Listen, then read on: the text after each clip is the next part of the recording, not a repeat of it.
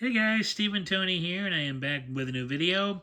And for this one, I wanted to try something I don't think I've personally seen in any videos, but was curious to try this, see what you all think of it. And that is to talk about films that I like, but find certain things about them frustrating. And for this inaugural video, I decided to start with two of my Italian westerns. Yes, there are a couple who I do like, but sometimes get frustrated with. And the first one that I am going to show you is called the Time of Vultures. In Italian, it's called Il Tempo degli Avvoltoi. It's also known as Last of the Bad Men. It stars George Hilton, Frank Wolf, and Eduardo Fajardo.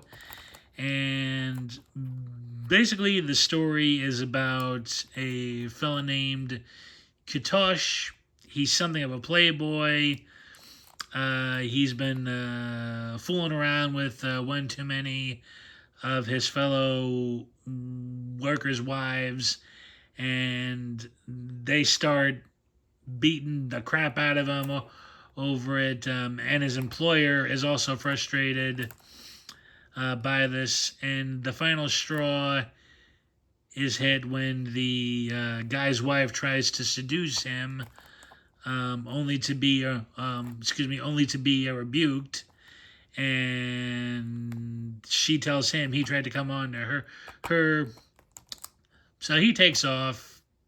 Unfortunately, the guy who he worked for is a big shot in the local town, so he's not allowed there anymore. And he ends up coming across this man in black named Joshua Tracy, who turns out to be this crazed outlaw and gunman who has some scores to settle. And it's just really about like them teaming up for a time, and it all reverts back like to the ranch he worked for, and now he has to decide if he's gonna stick it out with this nutcase or try to do the right thing in spite of how he felt about his old employer. I do enjoy this western. I love Frank Wolf's portrayal of Joshua Tracy. This crazed, maniacal bad guy who the chink in his armor is that he suffers from horrible epileptic fits, and that's a sort of spoiler, but it's not major. Like it really doesn't become really much of use until nearing the end. So I'm not giving too much away there. But yeah, I loved Wolf's performance. Eduardo Fajardo also gives a great performance. Like he starts out as this atypical ranch owner, very powerful, very arrogant, but then a subtle change starts to occur, and he starts to be seen in a much more different light. Yeah, my main gripe with the film is the character George Hilton plays. Now, don't get me wrong, George Hilton's great in the role. Like he's this, he's this likable rogue who his judgment just isn't always the best. And my main gripe is that at some point early on in the film, he starts to see Wolf's character of Tracy for who he really is. The not so trusting guy he at first thought he could rely on. He's starting to see the evil underneath. He's starting to see all the bad stuff. But yet, he sticks it out with him. And this always bugged the hell out of me because Satoshi did seem like a smart guy to me. He was a playboy, and his judgment wasn't always, the best, but he knew, at least to my way of thinking, he knew when to play his cards and when to fold them. And when it came to the Tracy character, he just either came off as very naive about this, or he just turned a blind eye for whatever reason. I could never, think that he was oblivious because, how could he not be? Oh no, I'm sorry. How could he be oblivious? It wasn't ever hard to see that Tracy's is a few cards short of a full deck. So and yes, it just it always bugged me that he was sticking around with somebody who he was really starting to see is no good. Could only get him deeper into trouble, and take him down a path I don't think he necessarily wanted to go, but was kind of forced into it by his boss, and the rough treatment he was getting. I found it bewildering. I know there's some reasoning behind it, Kitosh is sort of a loner, and I think he saw that in Tracy as well, so maybe he felt probably not so much a kinship, but he probably saw himself in a small light to Tracy, and probably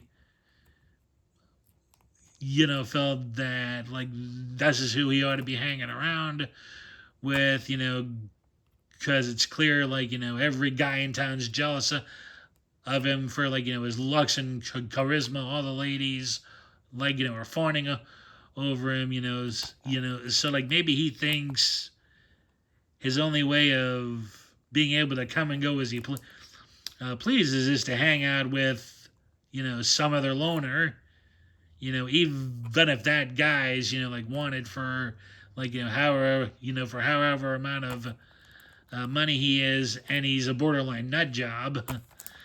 Job.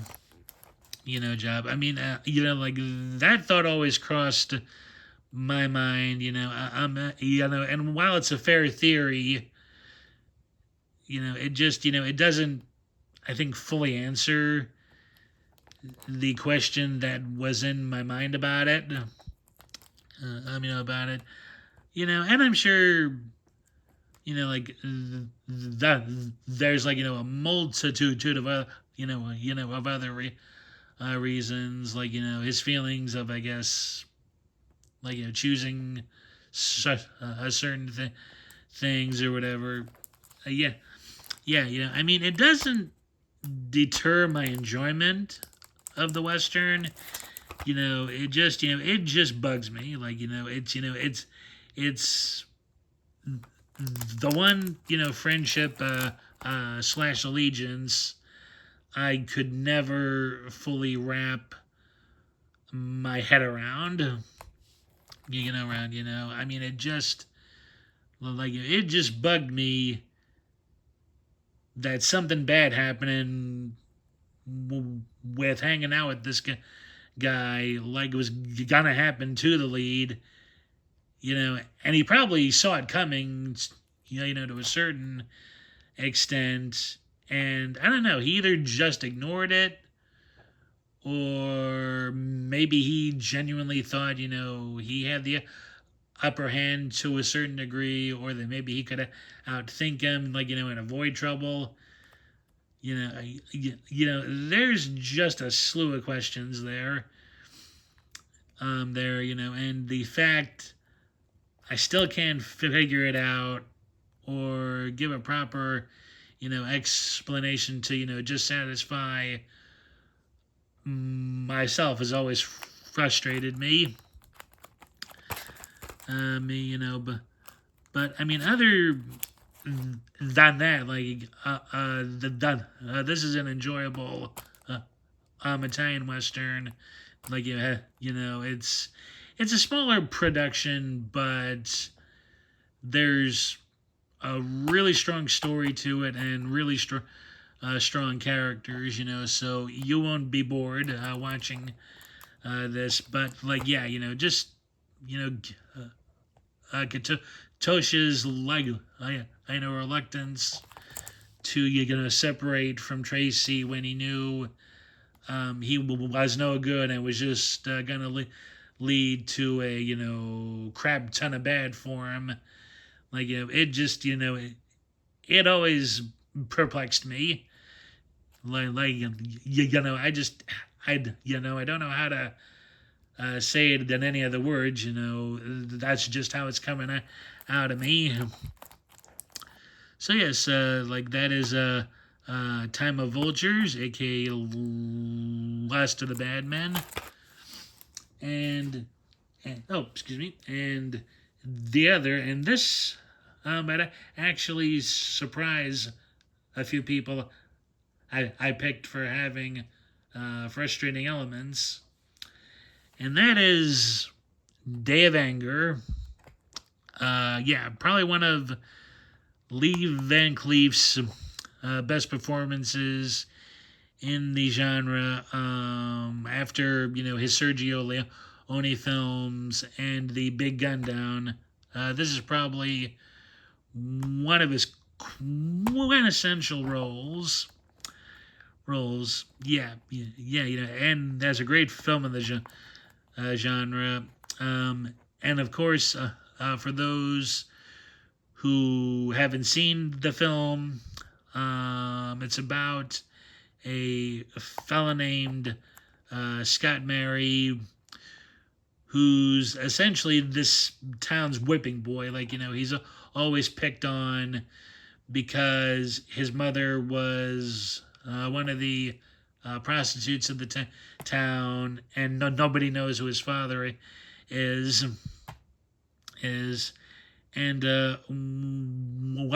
And excuse me, one day this outlaw Frank Talby comes to town and ends up taking the young Scott under his wing and starts teaching him how to use a gun, how to survive as a gunman, and they end up teaming up for a brief time, and eventually that leads to some important and hard choices for Scott. Now, while I adore this film greatly, I had loads of frustrations with this one, and I'll start off with the casting of the character of Scott Mary. Excuse me there. Let's see. I think there's a picture. Oh yeah, here he is. Scott Mary is played by Giuliano Gemma. Now, I love Giuliano Gemma. Giuliano Gemma. I've really come to enjoy him as an actor. He's done some great stuff. He's good at playing the, likable smartass. And he's also good at serious dramatic parts as well. But he feels totally miscast in the film.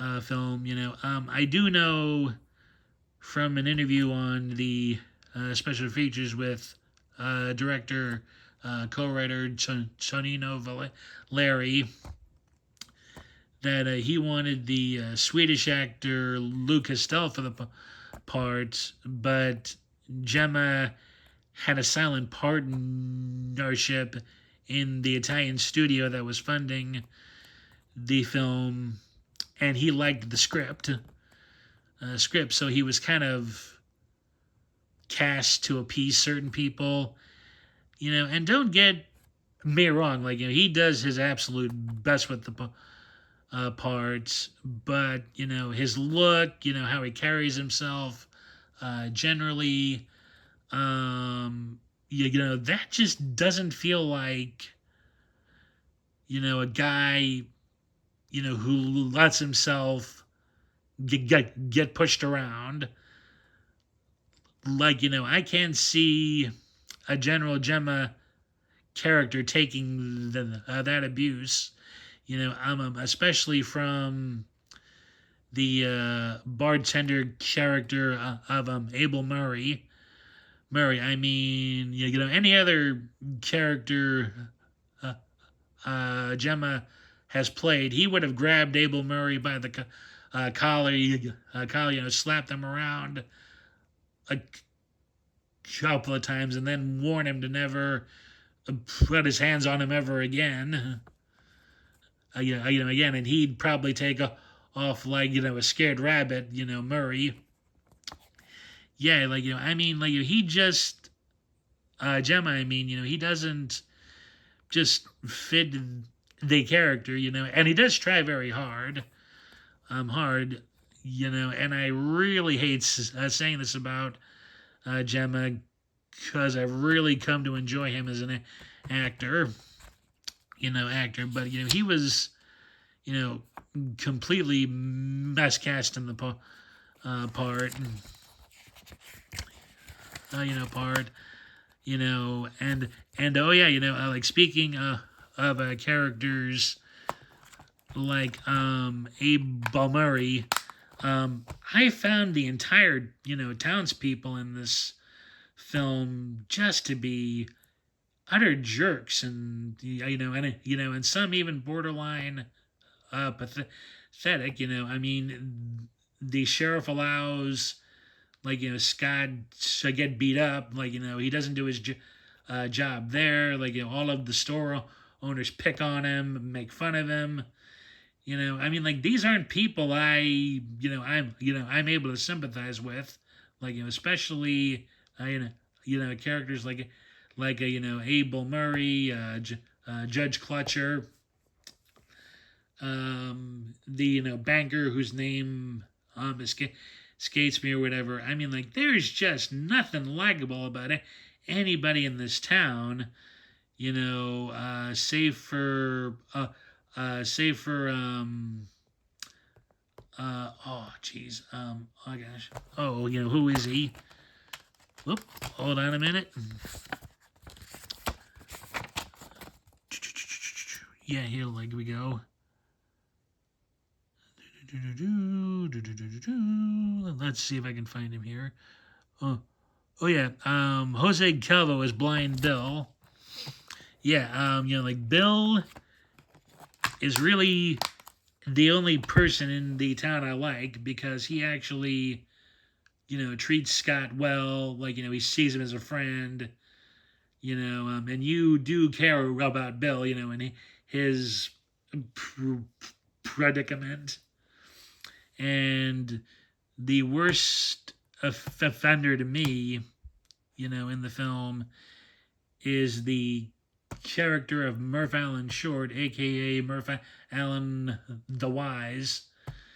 He's depicted as this guy who was once a great lawman, and then for whatever reasons that are never explained in the film, has now become a bum, who's subservient to all these less than honest people, and I sort of felt the most dislike of him because he knew what was happening to Scott. It was wrong, and as sort of a pseudo father figure to Scott, growing up as a boy, he should have taught Scott, some form, of self, like, defense, self reliance, like, just something to be able to stand up to this, town of frauds, and he never did it. Never stood up when he should have, and that just always irritated the hell out of me. And I mean, Van Cleef's Frank Talby, is something of a cold-blooded killer. In this, he does do bad things to people, but strangely enough, he is the most honest character in this whole thing. He never lies about who he is. He doesn't mince words about who he is.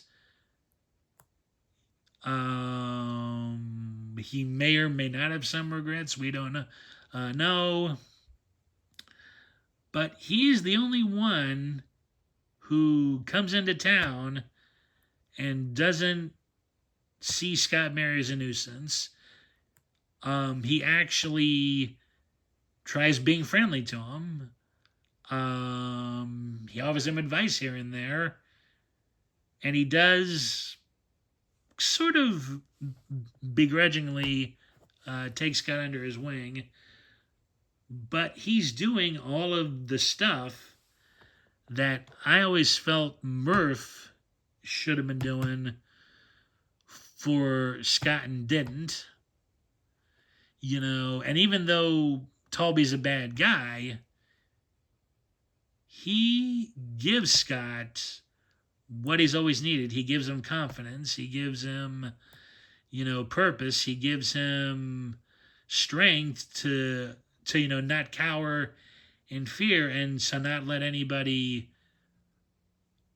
push him around as if he's, second or third class. And even when Murph does the, right thing and picking up the badge to, stop Talby, even then I couldn't like Murph because he knew he failed Scott. And even this act of trying to save him from Talby is a selfish one, because he's not doing it because he knows Scott will end up dead if he doesn't. He's doing it because Talby did what he failed to do, and probably very likely chose not to do for whatever reason, and that's always been my hugest pet peeve, and I never like, talking bad about a film that I do generally enjoy, but I can never get those thoughts out of my head if ever I pop this in, and like with Time of Vultures, this doesn't deter my enjoyment of the film, but for whatever reason, it just always lingers in my mind as I'm watching it, and as I am finishing up watching it. I can never stop thinking about how odious the townspeople are, how contradictory and hypocritical Murph Allen is, and just all of this other stuff. I mean, I had more sympathy for Talby than for anyone else, and that's also partly due to how Van Cleef plays him. He does play him as a bad guy, but he does have some good in him, because he genuinely likes Scott, and I don't think would have ever hurt him, ever, because he sees Scott as the son he always wanted, but never had. And yeah, I do apologize if this sort of went into a rambling type thing, but like, this is just how I honestly feel at times about the film. But other than like those major peeves, I do enjoy the film. The story's strong, the characters, however, the majority of them are odious, are still pretty well fleshed out.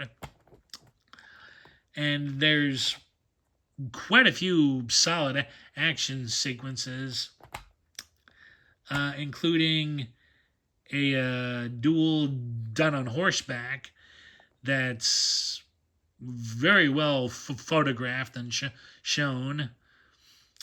Yeah. So yes, that'll do it for this video. I do hope you all enjoyed.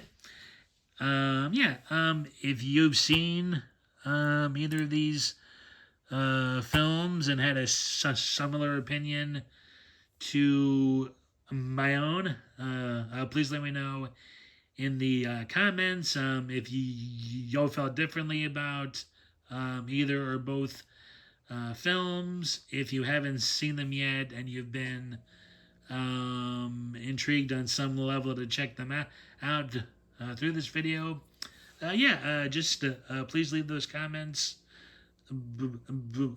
below. And also, please give this video a thumbs up. It does help the channel out a lot. And if you haven't already and would like to, please hit that subscribe button and bell notification button to see more content like this. And again, thanks for watching. I do hope you enjoyed, and I shall see you all in the next video. Take care, everybody. Bye.